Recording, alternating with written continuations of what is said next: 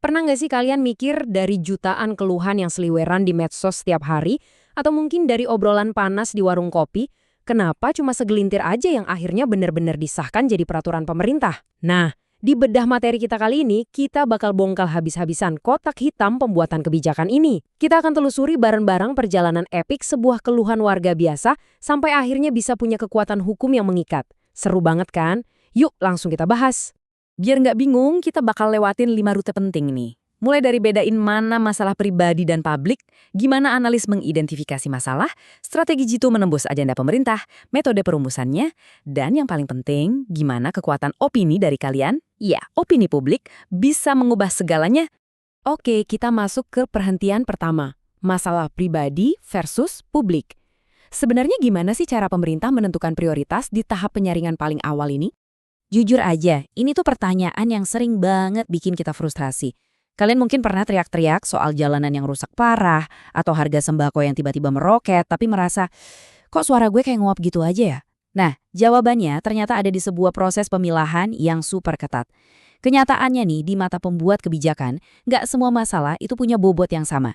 Karena sumber daya pemerintah itu terbatas, mereka harus benar-benar menyaring mana yang statusnya udah darurat nasional atau daerah. Gampangnya gini, bayangin atap rumah kalian bocor. Nyebelin? Pasti. Mengganggu? Banget. Tapi itu masalah pribadi. Nah, beda ceritanya kalau tata kota yang amburadul bikin satu kota tenggelam karena banjir. Banjir ini bikin ekonomi lumpuh, sekolah tutup, sampai memicu wabah penyakit mematikan. Ini baru yang namanya urgensi publik skala besar.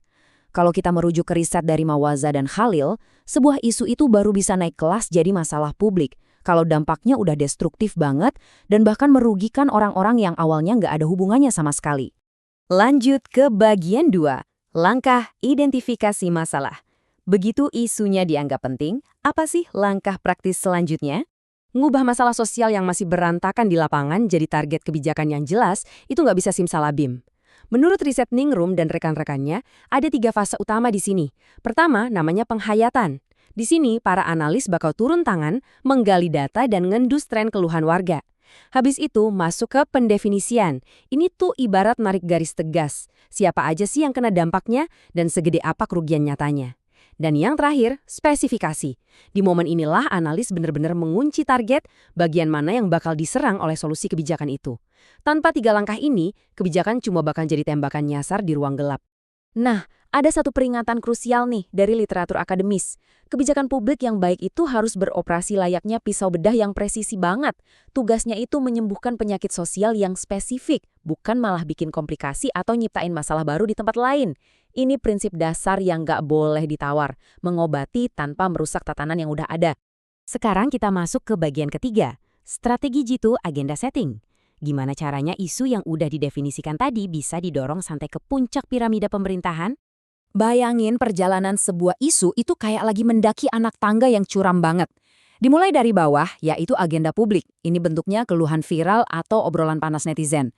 Kalau kuat, dia bakal naik kelas dan memicu perdebatan sengit antar politisi di agenda politik.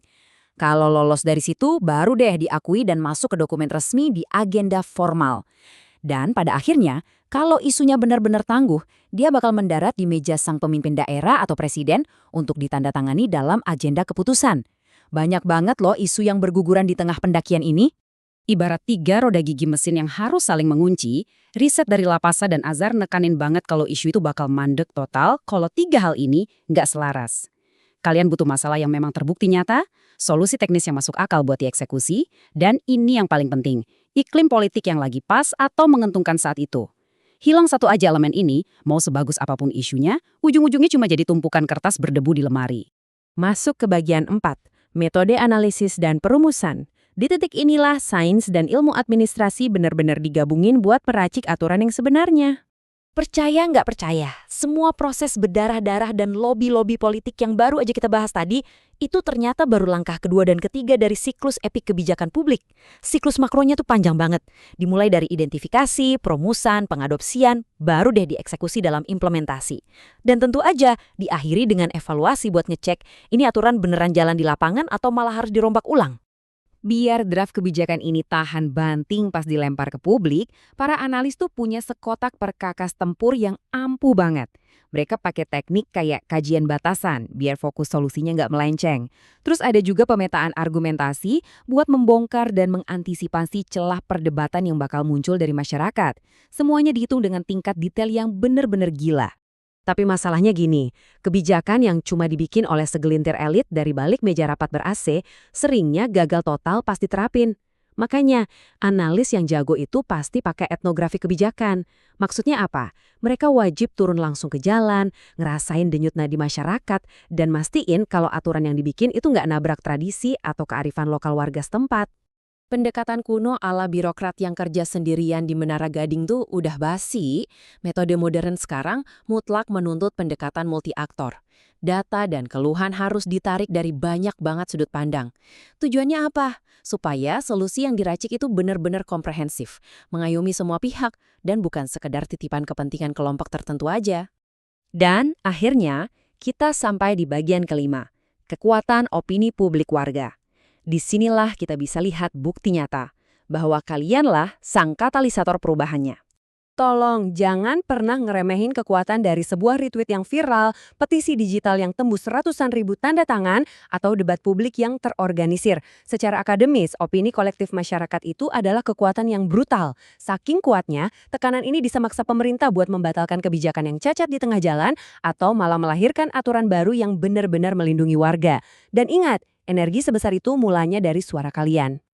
Ini bukan cuma sekedar wacana soal kebebasan berpendapat ya. Ini murni soal kualitas kebijakan itu sendiri. Ketika warga ikut capek-capek mikirin solusi, entah itu lewat adu argumen di pos ronda atau komen berbobot di sosmed pemerintah, kebijakan yang lahir nanti nggak cuma sah secara hukum, tapi kebijakan itu bakal punya nyawa. Dia bakal kebal dari penolakan massal pas dieksekusi. Simpelnya, karena aturan itu memang lahir dari rahim masyarakat itu sendiri. Banyak banget literatur dan studi yang secara absolut mengkonfirmasi hal ini. Protes dan suara kalian di luar sana itu bukan cuma kebisingan atau angin lalu. Itu adalah sinyal struktural yang sangat esensial. Partisipasi kalian adalah bahan bakar utama yang bikin mesin birokrasi ini terus berputar dan mencegah penguasa jadi terlalu nyaman atau bahkan sewenang-wenang. Membedah dan mahamin proses pembuatan kebijakan yang panjang ini ngebuktiin satu hal yang pasti. Kalian itu bukan sekedar penonton di negara ini. Kalian adalah sutradaranya. Proses ini benar-benar ada di tangan kalian. Jadi, aku mau ninggalin satu pertanyaan buat kalian pikirin. Isu kritis apa nih di lingkungan sekitar kalian yang udah kelamaan dicuekin dan sekarang siap buat kalian dorong terus sampai tembus ke meja keputusan? Teruslah bersuara, ubah keluhan kalian jadi kebijakan yang nyata. Sampai jumpa di bedah materi kita selanjutnya.